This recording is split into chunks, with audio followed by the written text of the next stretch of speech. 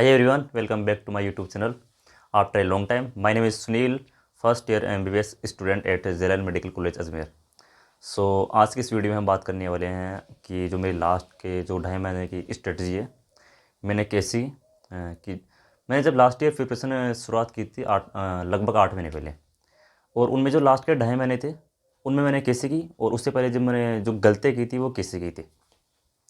जब मैंने स्टार्ट की थी तो मैंने मतलब स्टार्ट ही की थी, और इसके अलावा वैसे मैनली स्टार्ट नहीं की थी नीट की प्रिपरेशन। तो शुरुआत में मैं क्या करता था, मैंने PW से ले रखा था ऑनलाइन कोर्स। तो मैं सिर्फ क्लासेस देखता था। क्लास के बाद उसका मैंने कभी रिवीजन बहुत ही कम बार किया।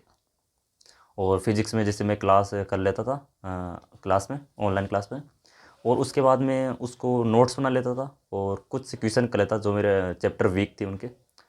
सेल्फ स्टडी हो नहीं पा रही थी, तो फिर मैंने क्या किया कि यहाँ आते आते लास्ट तक जब नीट के 2.5 महीने बच रहे थे, तो उससे पहले मेरी थोड़ी हालत उतनी थी नहीं अच्छी। जो मैं पढ़ पा रहा था वो भी बहुत ही कम पढ़ पा रहा था। इस दिन में पूरे दिन में पढ़ाई करता था मैं 6 से 7 घंटे, इससे ज़्यादा नहीं पढ़ता। कभी कभी कम पढ़ता, कभी कभी नहीं भी पढ़ता था, ऐसे भी।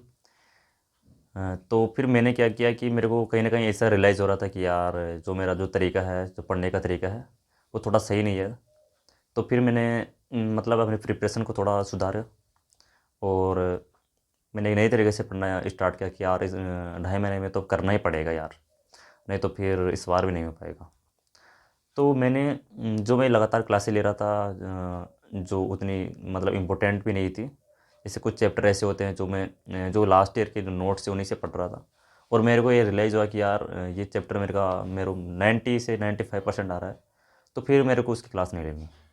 और उसके बाद में मैंने क्लास ही लगभग बंद ही कर दी, और मैं सिर्फ पढ़ने पर, सेल्फ स्टडी पर, और जो पेपर होते हैं मॉक पेपर उन पर फोकस किया करता। इतना टाइम बच रहा है कि आप क्या कर सकते हो। जैसे फिजिक्स में यदि तुम क्या कर सकते हो 2.5 महीने में, तुम्हें सिर्फ नोट्स ही करना। तो मैं क्या करता था, ओनली नोट्स पढ़ता था। उसके बाद में जो पेपर होते हैं ऑनलाइन ही पेपर देता, मैं कभी ऑफलाइन पेपर नहीं दिया। ऑफलाइन में डायरेक्ट नीट में ही दिया था। और वैसे जैसे पेपर निकला कि मैं 2-4 पेपर दे लिया था, उससे ज़्यादा पेपर मैंने ऑफलाइन कोचिंग में कभी पेपर देने में गया नहीं। ऑनलाइन ही सब कुछ था मेरा, ऑनलाइन कोचिंग थी। और मैं पढ़ता था वैसे सेल्फ स्टडी पर मेरा जो मेनली फोकस था 2.5 महीने के लिए वही था। तो फिर मैंने सेल्फ स्टडी की ऑलमोस्ट सभी जो चैप्टर थे। जैसे शुरुआत में मैंने फिजिक्स और फिजिकल केमिस्ट्री पर फोकस किया, और लास्ट टाइम पर मैंने बायो और जो केमिस्ट्री है, ऑर्गेनिक और इनऑर्गेनिक, इन पर फोकस किया। ऑर्गेनिक और इनऑर्गेनिक पर मेनली मैंने फोकस नोट्स पर किया था। इसके अलावा जो पी ब्लॉक है इनऑर्गेनिक में, उनको मैंने एनसीईआरटी से पढ़ा था। एनसीईआरटी के बाहर मैंने बिल्कुल भी नहीं पढ़ा। एनसीईआरटी की जो एग्जाम्पल है उनको भी मैंने रट ही लिया था, वो मेरे रटे हुए थे।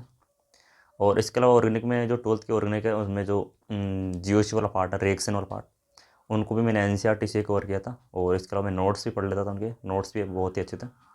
और जो भी एनसीईआरटी से बाहर रिएक्शन होती थी मैं इनको कभी नहीं पढ़ा। तो जो मेरे नोट्स थे वो एनसीईआरटी थे। इसके अलावा जब बायो में तो पढ़नी एनसीईआरटी होती है। एनसीईआरटी के बाहर तुम जितना पढ़ लिए अब तक वो पढ़ ली, इसके अलावा तुम्हें अब से नहीं पढ़ना है। तो लास्ट के 2 से 2.5 महीने बच रहे उनमें तुम्हें एनसीईआरटी को 3 से 4 बार पढ़ लेनी है। इसके अलावा एनसीईआरटी से बाहर पेपर तो आएगा नहीं, तो तुम्हें भी एनसीईआरटी ही पढ़नी है। एनसीईआरटी के बाहर कुछ भी नहीं है ना। और ज़्यादा से ज़्यादा मूव पेपर देते रहे इस टाइम पर, क्योंकि ये टाइम है जब पेपर की ज़्यादा ज़रूरत होती है। हम अपनी गलतियों को सुधार सकते हैं अभी भी। लास्ट ईयर जब मैं मतलब शुरुआत में पेपर नहीं दिया था, मैंने 2 से 3 महीने में, शुरुआत में जब मैं पढ़ाई स्टार्ट की थी 2 से 3 महीने तक मैंने कोई पेपर ही नहीं दिया था। लास्ट टाइम पर मैं क्या करता था, इस जो मिस्टेक थी उसको मैंने सुधार किया। और मैंने क्या किया कि हर सप्ताह लगभग एक पेपर तो मेरे को देना ही है।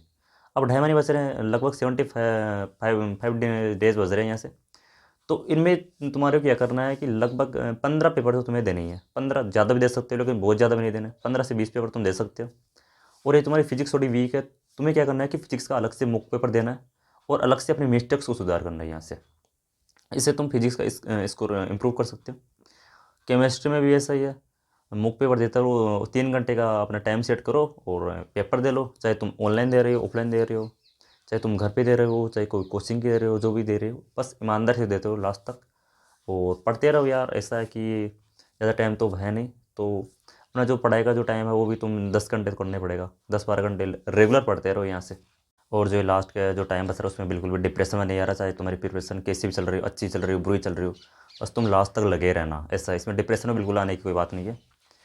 और तो यही थी मेरी स्टोरी, जो लास्ट के 2.5 महीने हैं, नोट्स प्लस मॉक पेपर, यही थी। मतलब पूरा जो कंक्लूजन है, रिजल्ट ये है कि पढ़ते रहो और टेस्ट देते रहो, ज़्यादा मत पढ़ो, नोट्स पढ़ लो, बाद में एनसीईआरटी पढ़ लो, इससे ज़्यादा नहीं करना है कुछ भी। ज़्यादा पढ़ने की अब टाइम ही नहीं बच रहा उतना।